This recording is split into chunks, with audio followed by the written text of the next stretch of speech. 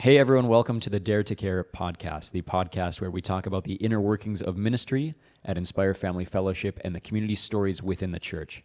If you have any comments, stories, or questions about Inspire or our Dare to Care ministries at any point during our podcast today, feel free to send those questions to carol@inspirefamily.org. That's Carol with an E. We also invite you to join us in person at Inspire any Sunday or Wednesday that you're able, 523 North 21st Street, Bismarck, North Dakota. Our Sunday services are at 9:15 and 10:45, and Wednesday nights at 7 p.m.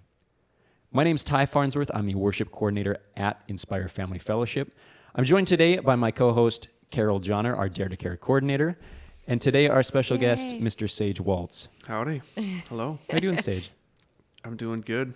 Wearing my cowboy shirt today. That's why I started. He walked into my office today. I know. We need this visual podcast more than anything. I love because it. he walked in my office today and I went, that's a cool shirt. Yes, it is. I didn't wear my bolo tie, but I do have one. I should have. Because you were down New Mexico, right? Sure thing. Yep. How long were you guys down there? We moved down there November of 21, and we moved back November of 22. Okay. So an entire year. Yep. Sure. Cool. We'll get to that We'll have point. to get there. I want to hear about it. We'll get to that point. I want to start linearly. So, for those that don't know, you were kind of on the original team that became Inspire as the worship leader before Naomi, before me. Where does your faith journey start? Not even just at Inspire, but way back. Sure. Like, did your family go to church? I mean, what brought you into faith? Yeah. Well, I was actually baptized Catholic. I don't remember it because I was a baby, but there's pictures. But growing up, we went to New Song Church. So we went there, I think, till I was like 14. So grew up New Song. Dad did the sound there. My mom did the nursery. Yep. I was part of the youth with Aaron Schuler, was the youth pastor at that time. And so when I was 12, I remember that's where I dedicated my life to Christ. Was at 12 years old. I was in the front foyer of New Song Church. There was with some guy that I don't remember who he is and my dad, but yeah, that's where it started. So there must have been some connections, though, some kids or some leaders at some point that kind of just steered you in that direction a little bit. Maybe not remember the names, but were you part of a youth group? Yeah, yep. So we did have youth services. Okay. And that's where I started going to camp when I was a sixth grader. Oh, was that the one down in South Dakota that now we go to? It is, yeah. Oh, so I love it. Same place, but different group. Okay. So the group we go to now is First Christian Church, non-denominational denomination, I call it. When I went, it was Foursquare Ministries. That's what New Song was a part of. And so there was another church in Rapid City that we all went to this. And so really started camp going to sixth grade, going to church camp in South Dakota. It really grew from there massively. If I can jump into a story about where my worship music career, I guess you call it career, passion really started was my older brother played guitar. He's 8 years older than me. And I got a guitar, I think, for Christmas or something like that. And I knew very little. So my brother came and taught me, and he taught me 4 chords. And he taught me those chords in a sequence, right? 1, 2, 3, 4. And I only knew how to play those in that same sequence. So I couldn't play any other chords, and I couldn't play them in any other order than those 4 chords. Then when I went to camp, they had different groups you could sign up for. And I signed up for the worship leading group because I wanted to learn more about it. The first session, they hand me an acoustic guitar. He's like, I know 4 chords. And yeah, I've never played an acoustic. I only played electric. It's not majorly different, but it is quite a bit different feel when you're first starting. And they said in 10 minutes we're playing for the camp. So here's the 3 songs we're playing. So I don't know why they thought I knew how to play everything, if that was a prerequisite I didn't know about. But when we got up to start playing, the first song was those 4 chords in that same order. And it was only those 4 chords in that same order the whole way. And it was a Revelation song, so a song we play every now and then. That's not a common chord progression. No. That's a weird That chord is progression. so cool. It is, yeah. Just I'm Hey, it's music one of those nerd things I out call here, one of and those God moments. Like, Yeah. that Well, is cool. Yeah, I just you say 4 chords, and I'm thinking C, F, A minor, G, and that is Yeah. not that song. Yeah. Interesting. And it was, yeah, I mean, it must have been the song my brother knew, Sure. or I don't know why he taught me that way. We never talked about it even being a song from what I remember, but I got up there and I think I dropped my pick like 10 times in front of everybody. But any anxiety, any fear, like instantly was washed away because it was like, whoa, like this is a moment. Like, I can't believe this is happening. So that's where it started with the music for me. Sure. So I met you, we've known each other for about 10 years now. I met you over at Charity. What brought you there, and what got you involved in leading worship? Sure. Let me guess. Bubba asked him. Yeah, No, I exactly. can't. Story of all of our lives. I was isn't going it? to say Bubba asked a lot of them. Yeah, so actually, how we ended up coming to Charity is not to get too deep, but there was, as happens at churches, migrations of people, I guess you could say. So there was kind of a change in New Song, and a lot of the old timers left or whatever, and my family ended up being one of them. So we were church shopping for a little while. I think we went to like Century Baptist. We tried that one, and we probably went to Grace Point at one point. And then when we came to Charity, I remember the biggest thing is my dad is a science teacher. And he's always been like, science and faith are not conflicting, but there's kind of that cultural idea. And so Randy was preaching about science and faith and how they're connected. And that's what caused us to say, okay, we're going to come back.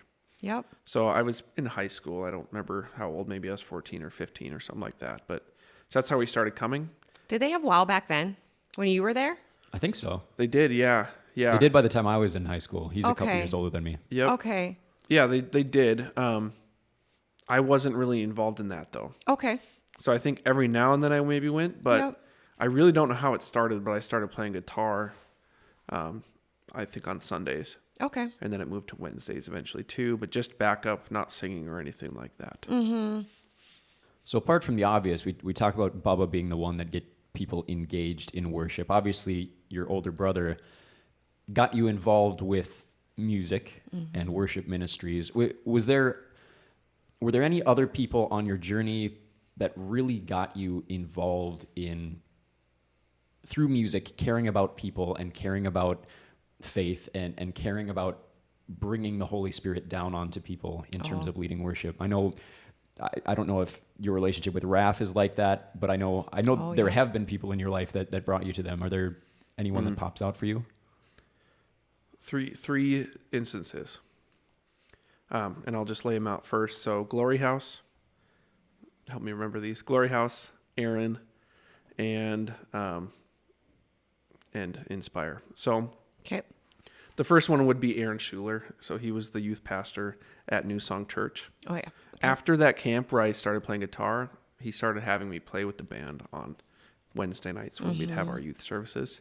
And I was not good, but he was a super awesome, super encouraging guy. I think he lives in like Colorado now or something. I hope he's listening. Yeah, me too. But he just had me play. And so I got to be up there and be a part of it. And so that's where it really started growing.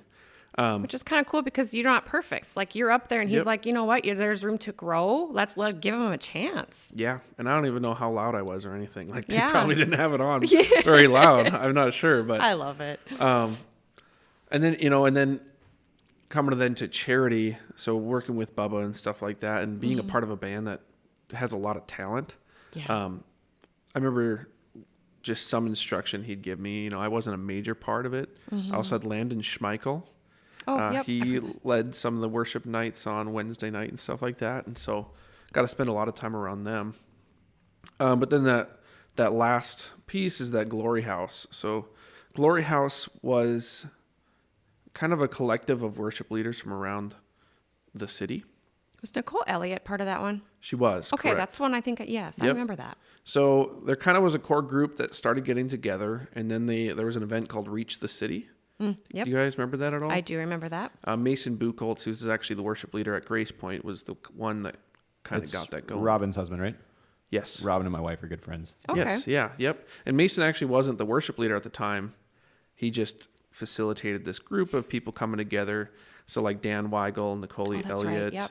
I think Allie Weigel even participated sometimes. Yep. And Raphael Cadillo. I'm not really sure how to say his last name, but He's good.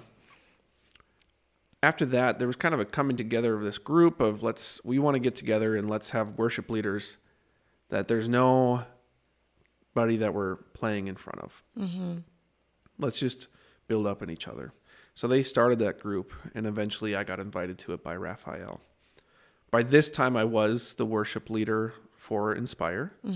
We had just started, and actually I had started being a worship leader with Charity. So me and Bubba did this thing where Bubba led and I led every now and then half and half, and then it was mainly me. And then we made the transition to Inspire. But during that time, when I got invited to Glory House, Glory House is actually a small church out on Circle C Ranch. Oh. It's just a nice little area. It's got nice residents in it. And we would just spend evenings every now and then, maybe every month or so, worshiping together. I got so much out of that. And I think there was maybe two things that I can really think of specifically. One was just exposure to different kinds of music. Yeah. Or different ways to run a song. Because there was 5 or 6, and that sometimes I think we had up to 8 different worship leaders that we would just pass songs in between each other. It was very flowing. So I learned how to lead in those moments. We would mix songs together and learn different styles. But the other thing I learned is that we didn't all agree on everything. If you had to sit us down, good lesson, yeah. If you sat us down, we would probably disagree on a lot of theological things. Not the majors, but a lot of the minors we'd disagree on. But that never was a problem when we were worshiping together. Yeah, you came together for the good. Absolutely, yeah. So fast forward, let's see, Inspire started in 2017. 4 years later, there's a big part of your life that we haven't mentioned yet, and it has to do with Dare to Care. But typically, when we've been talking about Dare to Care on this podcast, we're talking about caring for people in the church. You're a nurse. Yeah. Aww. So 2021, talk about where you're at with you and your wife and the Spirit calling you to step aside from leading worship and going down to New Mexico. Yeah. It's weird. So I was the worship leader here for 5 years, I guess you could say. 4, 5 if you add in Charity. And our church was really just starting to kick off a lot. Me and my wife have been married since 2018. So she was a part of this the whole time when I started worship leading. And we just started feeling this draw to move somewhere closer to her family. So she's from a small town in Colorado. We met in Rapid City, South Dakota at church camp. Yep, Bible camp. When I was one of the worship leaders, and she was bringing kids from Colorado. And we were like, well, I think we want to move to Rapid City. It's actually down, it's like a 20-minute difference between her family in Colorado and my family at Rapid City. Oh, wow. So it's almost exactly Meet in the middle. halfway. Yep. We loved the area. We loved all that. And so we just started feeling this draw of, let's get closer to her family too. In that conversation, it was weird because things were so awesome here, and it was just the most life-giving thing ever for me. It's how do you want to leave that? Yeah. Well, I didn't. Yeah. I really don't. Yeah. And I remember we were getting ready to move, and one of our good friends was going to move with us, and we just said, we didn't prepare. We're not ready to move. Well, then the idea of travel nursing came up. Travel nursing, just a way to, let's just go see what it's like. We didn't have any kids at that point. We didn't have much. We lived in an apartment, right? And so we decided, well, let's try traveling. While I'm still debating this, though, I start talking to people here about it. that was really, really hard to tell them that, you know, I am going to be done. Especially with something that seemed like such a huge, I mean, it was just growing so much, and it was really, really awesome. And it's hard because you were making connections with kids, and on Wednesday nights, he's our main one up there. And so it was sad. Well, and because part of this was during COVID. Yep. So COVID, it was really like only 3 or 4 of us working in this building. Yeah. During that whole time. Like I had my nursing degree, but I didn't even work as a nurse because I didn't really know what was going on right away. And so just intense work and love put into the church. And then within a year, I'm saying, I think we're going to leave. Mm-hmm. That's one of Ty's nightmares. He doesn't want people to leave. Yeah, we talked about that on my episode. Yeah. That was tough for me, but this is about you. Let's not talk about my feelings towards it. Yeah, no. I mean, it really, it was a big moment where you're like, God, why is this? What is going on? Why are you taking me away? Yeah. Like, don't you see what's going on? Like, this is awesome. So why, you know, how do you, and I, at that time, and I still, worship is my passion. Mm-hmm. Like, that is the thing that brings the most life. And I was like, why would I ever leave that? You know? Mm-hmm. Then I talked to Bubba, Bob Pesky. We were talking here, and, you know, he had found out that we were thinking about leaving, and he had every reason to want me to stay too. Mm-hmm. But he told me, he said, Pam and I, years ago, when I think they had Rob and Tim, they left to California. And he said that was the single most beneficial thing for his marriage at that time.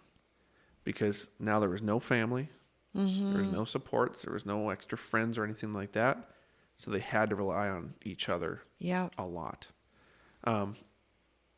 So, long story short, they did it. Left and went to New Mexico. Where in New Mexico? So it's this little town called Alamogordo, New Mexico. About 30,000 people. It's about 5 minutes away from an Air Force base, Holloman Air Force Base. And it's in the southeast of New Mexico. How far from, like, Las Cruces? Las Cruces, it's 1 hour. Okay. It's 1 hour from El Paso, Texas. 20 minutes from White Sands National Park. Look it up. It's gorgeous. You wouldn't even believe it. It's also the site of, a little fun fact, the Atari game called E.T. is known as the worst game ever made. So bad that Atari actually, like, was rumored to have thrown like 500,000 copies of the game away. Well, it's true, and they threw them away in the landfill in Alamogordo, New Mexico. Oh my! So in their museum there, they actually have like old, like, dug up copies of E.T. the game. It's also the site of the Trinity, the first nuclear bomb site. It's like 30 minutes from there. Wow. And how's your health doing? Yeah, I was gonna... not great. And also where Transformers 1 was partially filmed. So wow. But yeah. Cool place. So that's Alamogordo. So you go down there to do travel nursing, but you got involved with a church community down there, right? Yeah. Yeah. So the nature of contracts with travel nursing is they are generally 13-week contracts. At the end of the 13 weeks, you have to decide, like, am I going to go to the next one? What am I going to do? And so we went to a church down there, and then we went to a different one because it just worked better with our schedules, or we just were trying things out. And at the end of my 13 weeks, like, I had like maybe 2 or 3 weeks left. I absolutely hated it. Mm-hmm. I thought it was the worst job ever. It was way harder than my job here, and I was ready to go. Well, my in-laws visited, and while we were at this big church, going there and enjoying it, afterwards, my father-in-law comes up to the pastor and says, "Hey, my son-in-law does music. Like, you should get him to do something." Like, what? Like, I hadn't asked or anything, you know what I mean? You were voluntold then, right? Yeah. And he was like, "Sure, let's do it." And this church is like, it was a big church, like high production value. So the pastor grabs me and brings me to the worship leader and says, "Hey, this guy does music. We should get him on. He's only here for a couple more weeks." Now, what you need to know about Alamogordo is since they are right next to an Air Force base, it's very transient, the people that come in and out. Yeah. Because they're not there for all that long. So it's a community that's used to that kind of stuff. Well, so the gal reaches out to me and says, can you show us what you can do? Mm-hmm. And so we had started recording in Ignites. So I just grabbed a few of those and sent her the video. Yeah. It's the magic of the internet. Yeah, right? It's half my job right there. Yeah. Exactly. And she was like, yeah, let's do it. Now, the thing they have is if you can't practice Thursdays, you can't play on Sundays. Oh, wow. I worked every Thursday, Friday, Saturday. Of course. That was my schedule. And so I couldn't make it to Thursday practices. So they said, well, why don't you just do a solo then? So then you can just practice on your own. What song do you want to do? And so I chose Gratitude. Brennan Lake. I think I'd maybe played it once here before, but it just seemed like the right one to play. And I went to them that morning, and I was leaving the next week. By that time, it was like, I'm done. We're going to go back to North Dakota or find a different contract. Yeah. And so practice went really well. And it came to the service, and they introduced me. This is Sage. This is the first and last time you're going to see him because he's leaving. And don't get used to him. Yeah. And so I started playing the song alone. Yeah. And the guitar doesn't work. So now, like, the size of the church wasn't super. It wasn't super deep. It was probably twice as deep as our sanctuary, but probably like 4 or 5 times as wide. So it's just this huge, expansive area, and it's just my voice singing Gratitude. Oh my! And like an acoustic guitar, so like the very faint sound. Yeah. I did all my little worship leader tricks where I'm like saying things to try to delay. Yeah. As I try to fix it, didn't get fixed. They only wanted his voice. Well. That's what they, yep. One of the pastors actually was like, it actually was really good. It was like kind of haunting. Like there was just one voice singing. That's it what was you want to hear unplugged described at a church. Yeah. I love when they describe my worship as haunting. Yeah. Right? It's not what I wanted, but. And so then there was 2 services. And of course they filmed the first one there. Oh. And so it just didn't work out. So they gave me a different guitar where we start the second song and we start it for the second time, and the car just starts screeching in front of the whole church. Of course. Just totally broken. I'm like, what is going on? Second service, we ended up making it work, and it went really well. But yeah, shall I keep going? There's more to the story. Yeah, you're more than welcome to. After that service, we got invited to go out to eat with one of the other worship leaders. His name was Emiliano Sacedo, his wife, and a couple of the other band members.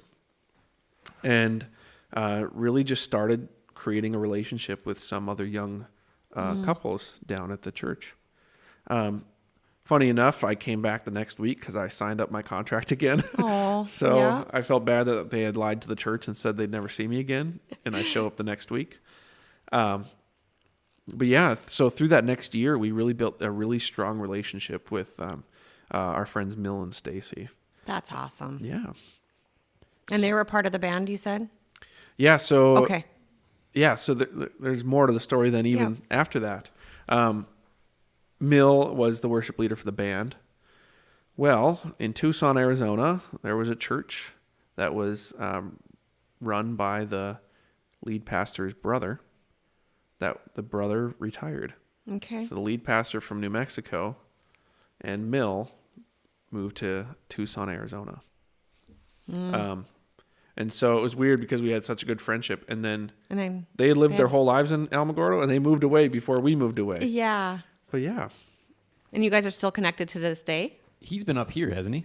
Mill has been up here. I remember. He led worship cool, on a then. Sunday. Okay. I remember him. Yep, he came up. And yeah, we still are in touch. So last Easter, actually, the church was gracious enough to fly us down to Tucson and to do the Easter service, which was especially cool because my grandma lives about an hour away in the summer or in the winters from Tucson. So we had Easter service with her in Tucson, Arizona. Very cool. Which I love. I mean, honestly, that all kind of started from it was your father-in-law that basically dared to say, hey, like, you guys don't know what you're missing. Like, surprise, he's a phenomenal singer and guitar. And so, I mean, it all just was one little thing that somebody did. And then from there, you had how many other new friends and connections? And it's been an absolutely beautiful thing. I love it. Just amazing. I mean, I can't believe the friendship I have with Mill and Stacy, and we've visited each other a couple times over the last couple of years, and good. Talked to him last night after worship, and yeah. So you come back up here after your contract is done. He's back. Yeah, exactly. And the church, it's only been a year, right? But the church has changed. Obviously, you're not leading worship anymore. What did that mean to you to come back and see the way that this place had developed in, for lack of a better phrase, your absence? Yeah.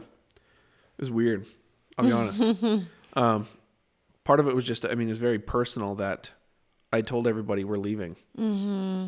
And like, no, I'm not going to be a part of this, future plans or anything like that, because we're leaving.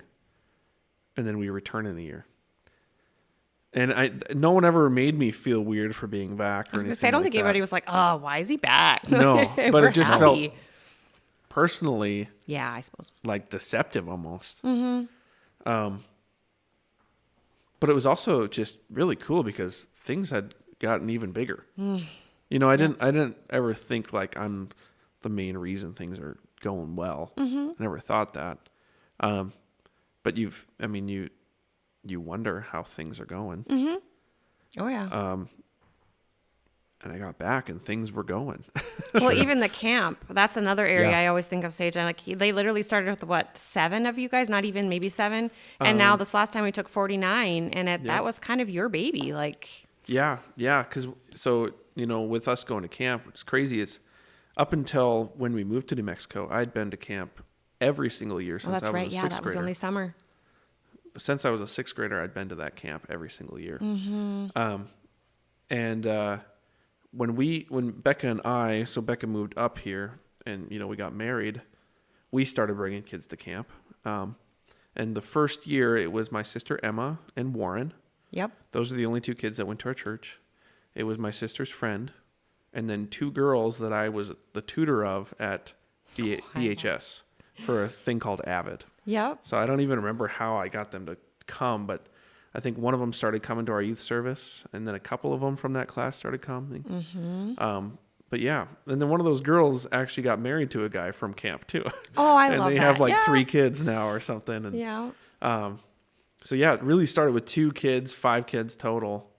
Into last year when we went was 49. 49. And Sage was back with Becca, and then they brought Solomon. It was awesome. Yep. Solomon will be 2 in December. That's actually part of the reason we moved back is. Sure. So to give you a little insight, travel nursing, you need to have a permanent residence. Oh. Some people will just pretend like they live somewhere else. But we just kept our apartment because we had all of our things in there. And so we just moved back to where all of our stuff was. Yeah.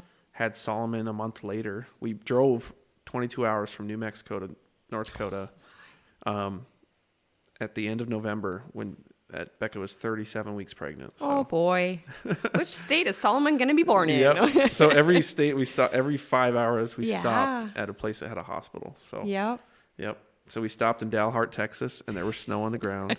We stopped in Holyoke, Colorado. There's snow on the ground. We stopped in Rapid City, South Dakota. Snow on the ground. And then up to North Dakota. Very cool. I don't know if I've even ever told you this, and sorry to drop this on a podcast recording, but like you leaving was obviously very impactful for your life, but I look at how this place changed because of you and after you. Obviously you leaving opened the door for Naomi to get the job and for me to get the job. And as took 2 people to do my job. Yeah, exactly. I'm just kidding. I'm just kidding. Yep. Oh my gosh. No, keep going. But you're only a couple years older than me, and when we started playing music together when we were in high school, Bubba taught me everything I know about music. But everything I know about leading worship and faith and just being a man of God, I feel like I've learned from you. Yeah. Oh, wow. Thank And you. just the Bible studies that you led here when you were here before you left. Yeah. And just when you told me you were leaving, I was heartbroken. But I look at all of the blessings that have happened in your life and in my life and Naomi in the place of this church, and the way that God moved through that little heartbreak in my life and change in your life. Yeah. And now you come back and you have a kid. We have kids that are roughly the same age, and it's just... Oh, they're adorable together. You and I lead worship together on Wednesdays and Yep. Sundays, and it just... To have you three up there last night, Ernie actually took a picture. He's like, that's our team. Like, you guys are all together again. It's like family reunited. Yeah. It really is. Yeah, I texted Ty yesterday, and like, Ty, I've seen you grow so much. You know, part of something that I really tried to focus on when I was leading was I saw it as a teaching position. That you know, there was some different guys that I listened to, YouTube or pastors and stuff like that talked about like, we got to be so careful about the worship we do, because that's really where a lot of people get their doctrine, because it's the words that you sing and you remember that you then say eventually, right? I even noticed that at Glory House, like sometimes people would say things from songs, and I'm like, is that really true? Like, or is it just sound right because we've sung it in a song before? So I really saw the ministry that I was doing here in worship as being a teaching position where I could bring the Bible to kids and to families in a way that they would remember and enjoy. So that was probably the scariest thing to hand off, was something I felt like I was really coming into my own of getting that teaching and that knowledge. But now when I'm back up there on Wednesdays, I see, that's hasn't stopped. And if anything, it changes. It always changes, but that's always still being used for the communication of the gospel. Sure.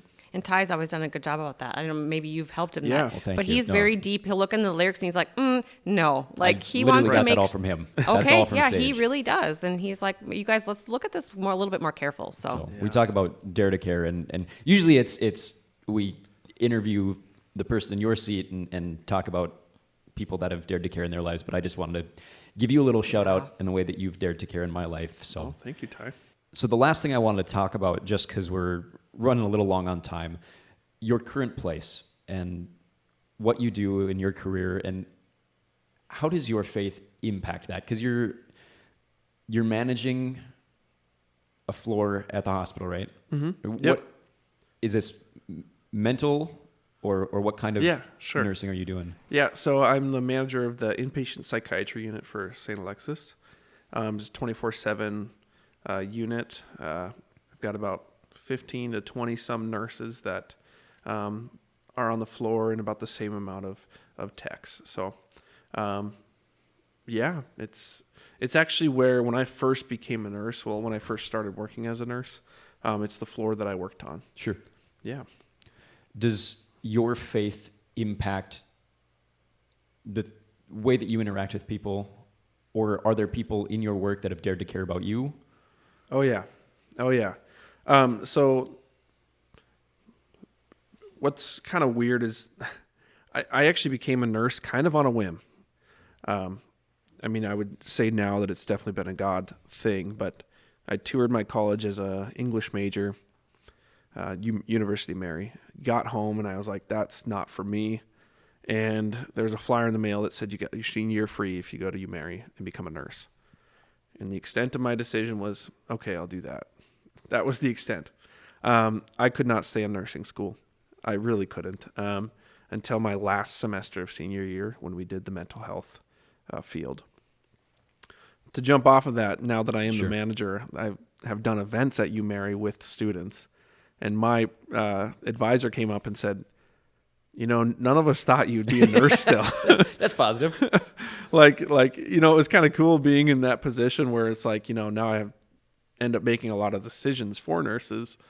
And nobody thought I'd even be a nurse. To be honest, I didn't think I'd be a nurse. All right.